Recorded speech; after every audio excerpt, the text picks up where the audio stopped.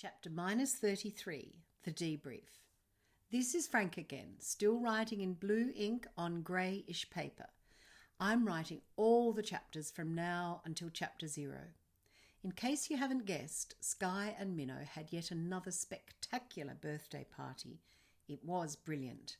And after that, we all settled down to debrief about what had happened since Sky and Jemima were taken by Desgul. We were all at Minnow's place in the big dining room next to the deck, overlooking the sea.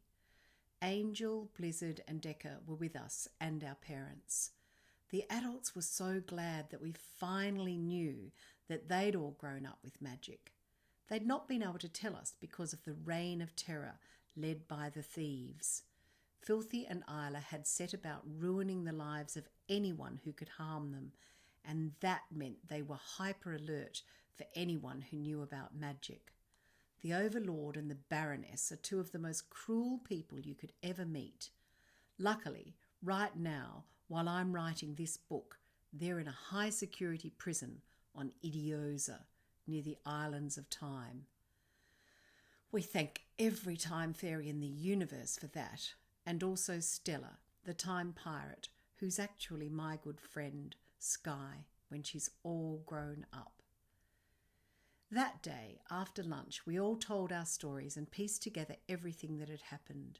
We also stuffed ourselves stupid and generally had a great time.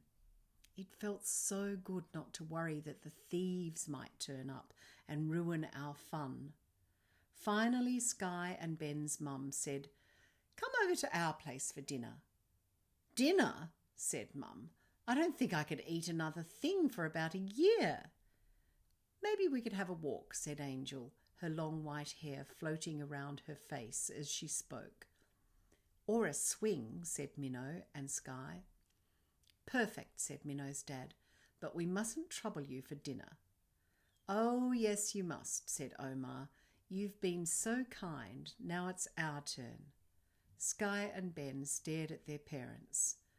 "Do we live on Van Diemen's Island?" asked Sky. "Of course," said Omar. "Don't you remember?" Sky says that as she stared at her dad, it was as if 3 or 4 past memories collided in her mind like enormous ocean waves.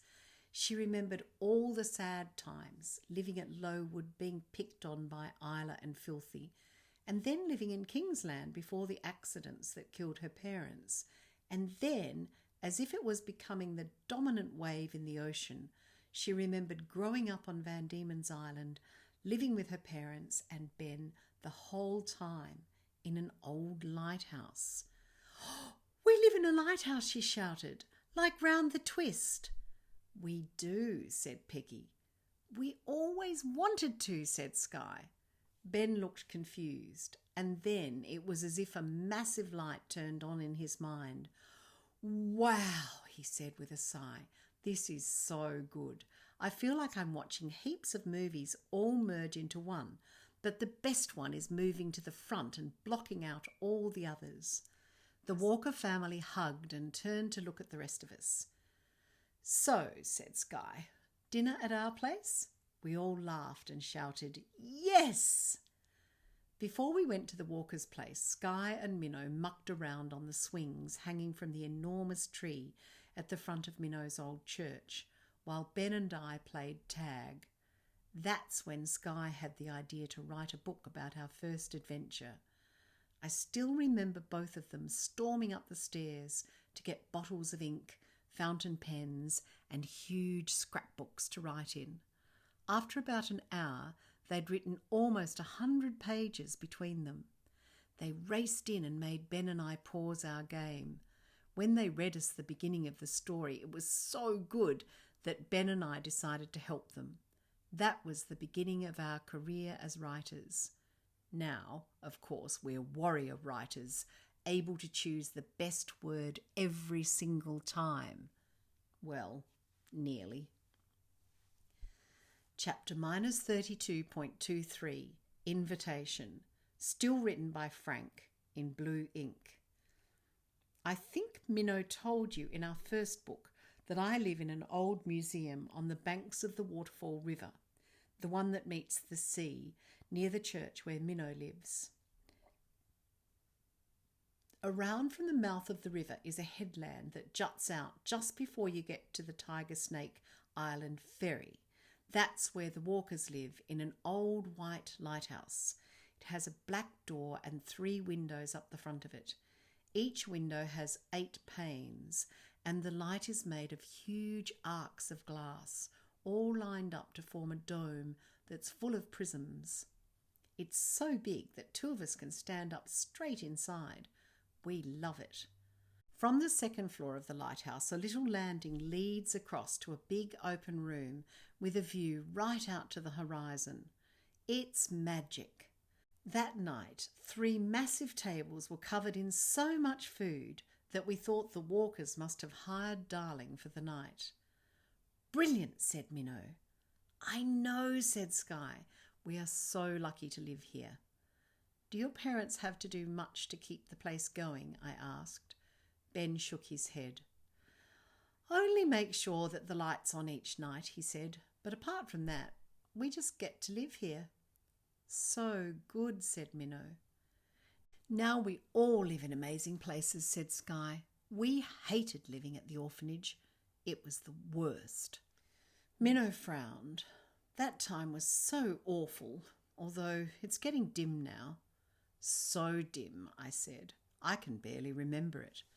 Ben laughed. "It's like a bad dream, but one that you only think about when someone mentions Isla or something like that." "Or me?" asked a voice. We turned around to see a tall, dark woman with a beautiful smile. She shook my hand and then Minnow's. "I'm the dreaded Aunt Brill," she said, grinning. "Whoa," said Ben, "you look amazing." "Thank you, and so do you. Life is so much better without the time virus wrecking our lives." "Did it affect you too?" asked Ben.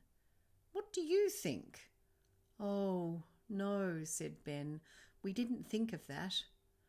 "Well, I'm no longer married to a man who was so cruel that he caused my entire personality to change." Sky looked sad. "Is that what happened?" Aunt Brill nodded. "The time virus is a potent force," she said, "and it certainly knows how to ruin things." "Didn't Uncle Aldo recover after the time virus stopped interfering?" asked Sky. Aunt Brill looked sad. "Sadly, no," she said. "He was a bit of a bad egg, as they say." "Maybe related to the thieves?" asked Ben. "Maybe," said Brill. Angel joined us. "The time virus is cruel," she said. "No one realises how bad until they're affected." Sky stared at Aunt Brill. "I'm so sorry," she said. "We had no idea. We just thought you were being lazy or pathetic." Aunt Brill laughed. "Pathetic? What a terrible thought." "Brill Walker, pathetic?" asked Angel. "I highly doubt it." Looking over at Omar, Brill added, "Your children thought very little of your sister after you died during the time of the time virus." Omar grinned. "I don't blame them," he said. "You were always a bit of a weakling." Aunt Brill laughed and threw her arm around her brother. "Here's to not being pathetic," she said, raising her glass high in the air. "Or boring," said Omar. "Definitely not boring," said Brill. "To fun," added Angel with a grin. Dinner that night was incredible. Who knew that Sky and Ben's parents loved to cook? "We'll have to go surfing tomorrow," said Minnow. "I need exercise. I've never eaten so much food in my life." "That's saying something," said Auntie Edie. Minnow grinned. "I do like to eat," she said. "And then some," said Uncle Eth. "Only because you make the best food," I said with a grin. "Although your food is not as good as Darling's feasts." "Well, Darling has the physics of enchantment at her disposal," said Uncle Eth. "And loads of helpers," said Dad. Ben's mum and Auntie Edie were serving dessert when Uncle Eth said, "Tiger Snake tomorrow?" "Oh, yes, please," said Blizzard and Angel at the same time, giving one another a high five. Omar grinned. They've shown you my special spot then, he asked Blizzard. Only because we thought you were dead, said Sky. I don't mind, said Omar. If any waves need to be shared, it's those ones.